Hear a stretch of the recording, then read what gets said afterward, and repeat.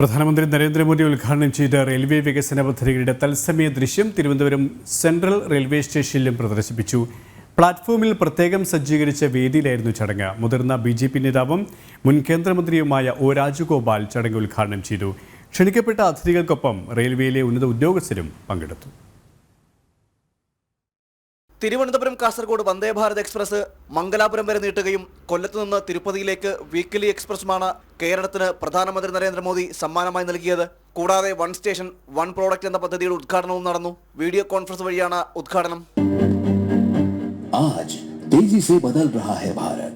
वर्ष 2047 तक विकसित भारत के मिशन को पूरा करने के लिए बीते 10 वर्षों से रखी जा रही है मजबूत भारत की नींव. और यह सब संभव हुआ है देश के यशस्वी प्रधानमंत्री श्री नरेंद्र मोदी जी की तिरुवनंतपुरम कासरगोड वंदे भारत एक्सप्रेस मंगलुरु तक विस्तार किया गया है.